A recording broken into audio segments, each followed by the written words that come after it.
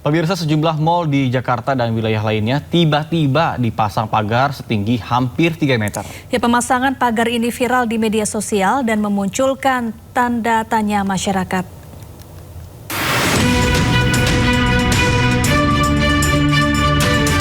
Pagar setinggi sekitar 2,5 meter terpasang di salah satu mal di kawasan Jakarta Selatan. Pagar terpasang tepat di dekat pintu masuk utama mobil di Jalan Raya Kasablanka. Saat ini pagar besi yang terpasang baru sepanjang sekitar 100 meter. Pagar didesain khusus dengan bagian atas menyudut dan lancip. Tidak hanya di Jakarta, salah satu mal di Bekasi, Jawa Barat juga memagari malnya. Seperti yang terjadi di mal di kawasan Pekayon Jaya, Bekasi, Jawa Barat. Terlihat pagar logam cukup tinggi memagari setiap sisi bangunan. Menanggapi banyaknya mal yang tiba-tiba memasang pagar, Polda Metro Jaya mengaku belum menerima pemberitahuan terkait adanya aksi massa yang diduga melatar belakangi pemasangan pagar pada sejumlah mal. Terkait tentang pagar, dalam situasi Kamtibmas, sampai saat ini Polda Metro Jaya masih belum menerima surat pemberitahuan terkait tentang aksi yang ada.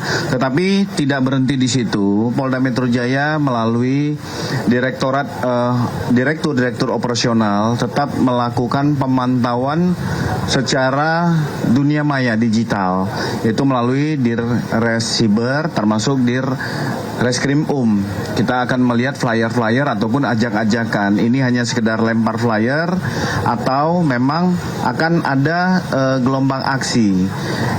Kami juga akan berkoordinasi dari analisa perkiraan intelijen terkait tentang situasi terkini. Tetapi perlu kami sampaikan bahwa situasi sampai saat ini masih bisa dapat dikendalikan.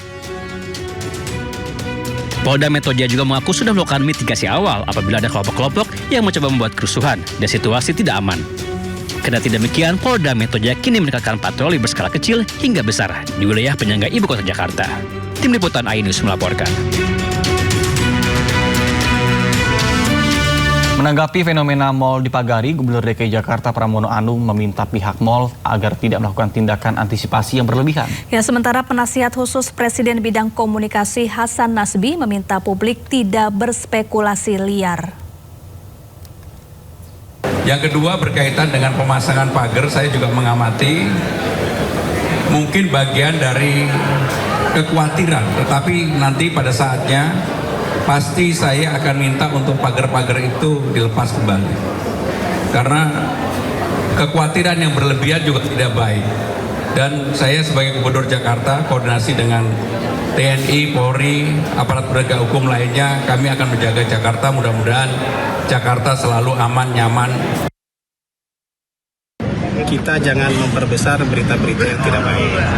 Berita-berita yang menebar ketakutan itu sebaiknya diklarifikasi juga. Teman-teman wartawan kan bisa cek sendiri. Bisa bikin cek fakta, benar nggak fear mongering yang sedang beredar itu, ketakutan-ketakutan yang sedang beredar itu betul-betul nyata apa tidak. Karena teman-teman bisa cek di lapangan. Saya rasa kita harus optimis ya. Keadaan negara kita baik. Sekarang pemerintah juga sudah jalannya sangat cepat. Barusan juga diskusi dengan seratusan lebih pengurus Kadin dan komunikasi dua arah, tanya jawab dengan Presiden tadi, masukan-masukan mereka sangat konstruktif, diterima dengan baik oleh Presiden, dan nggak ada alasan buat kita nggak maju kan. Jadi yang fear mongering itu teman-teman cek di lapangan, ya. Saya rasa nanti teman-teman bisa menemukan itu benar nggak sih. Ya, terkait dengan viralnya sejumlah mal yang tiba-tiba dipasang pagar setinggi hampir 3 meter, reporter kami melakukan penelusuran. Ya, dan berikut laporan Kea Della Rosa di salah satu mal di kawasan Jakarta Selatan. Pemirsa, baru-baru ini warga dikejutkan dengan adanya pagar besi tinggi di beberapa mal di kawasan Jakarta. Dan saat ini saya berada di kawasan Jakarta Selatan dan di belakang saya sudah ada salah satu mal besar yang di depannya terpasang pagar besi tinggi yang terlihat dari ujung pintu masuk hingga pintu keluar. Terpasang pagar besi tinggi ukuran 2 meter kurang lebih. Memang hingga saat ini dari pihak pengelola mal belum memberikan informasi kepada warga ataupun kepada pihak yang berwenang terkait apa tujuan dari pemasangan pagar besi tinggi ini. Sontak warga juga mengira atau beranggapan apakah pemasangan pagar besi ini merupakan bentuk dari pembuatan ataupun keamanan berlebih dari pihak pengelola mal, sebab jika kita berkaca ke Agustus 2025 lalu banyak sekali aksi massa di kawasan Jakarta. Hal ini juga memunculkan respon dari Gubernur DKI Jakarta untuk meminta pihak pengelola mal melepas pagar besi sehingga memberikan kewenangan penuh terkait keamanan wilayah Jakarta pada pihak kepolisian maupun TNI. Namun hingga saat ini pagar besi di kawasan mal di kawasan Jakarta Selatan masih terpasang dan hingga saat ini pun warga masih menunggu klarifikasi ataupun penjelasan resmi apa tujuan sebenarnya pemasangan pagar besi tinggi di sekitaran mal di kawasan Jakarta Selatan. Dari Jakarta, Kea Dela Rosa, Damar Wicaksono, iNews melaporkan. Pemirsa, kemarau ekstrim membuat air di Bendungan Karian di Lebak, Banten surut. Ya, mengeringnya bendungan memunculkan kembali sejak 2 desa yang telah lama hilang setelah kawasan tersebut sengaja ditenggelamkan.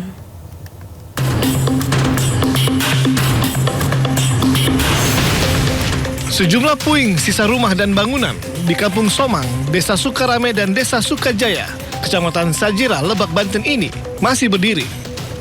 Siapa sangka, 2 desa ini sebelumnya sengaja ditenggelamkan untuk menjadi Bendungan Karian.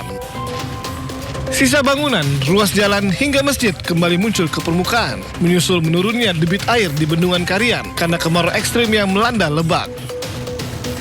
Bagi warga yang pernah tinggal di kawasan tersebut, pemandangan ini bukan sekedar fenomena musim kemarau. Landscape yang kembali terlihat membangkitkan kenangan tentang kampung halaman yang harus mereka tinggalkan demi pembangunan bendungan ini. Ini kan kelahiran saya kan di sini gitu ya. Kampung saya kan di sini juga gitu. Banyak kenangannya gitu di sini tuh. Sekarang kan cuman bisa lihatnya doang gitu kan. Saya di sini kan 24 jam di sini, cuman bisa ngeliatin kampung bekas sendiri gitu kan. Biasa ramai jadi sepi gitu. Bendungan Karian sendiri dibangun di aliran Sungai Ciberang, anak Sungai Ciujung. Infrastruktur ini berfungsi untuk menyuplai air baku, mendukung irigasi pertanian, serta mengendalikan banjir di wilayah Banten. Dari Lebak, Banten, Pebi Febrianto, iNews melaporkan. Pemirsa, Pemprov DKI Jakarta menetapkan tarif layanan Trans Jabodetabek rute Blok M Bandara Soekarno-Hatta sebesar Rp15.000. Ya, tarif akan berlaku pada 1 September mendatang.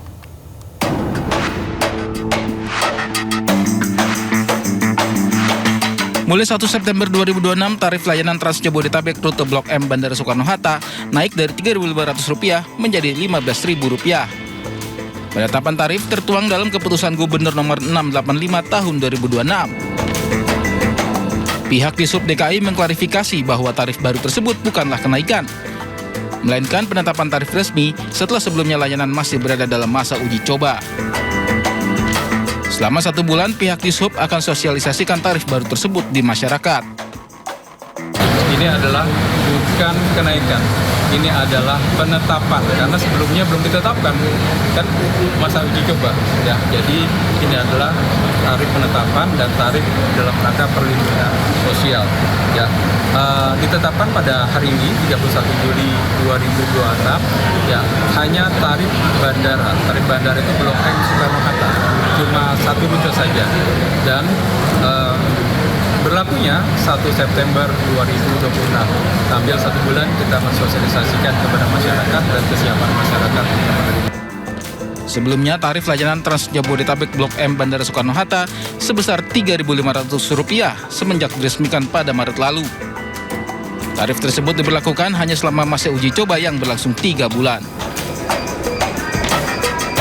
Pemirsa, Pengadilan Tata Usaha Negara Jakarta menolak seluruh permohonan keberatan yang diajukan oleh Universitas Gadjah Mada terkait dengan keterbukaan informasi ijazah mantan Presiden Joko Widodo. Putusan ini menguatkan penetapan Komisi Informasi Publik yang mewajibkan UGM membuka dokumen akademik Jokowi kepada publik. Selain menolak banding UGM, Majelis Hakim juga membebankan biaya perkara sebesar Rp648.500 kepada pihak UGM.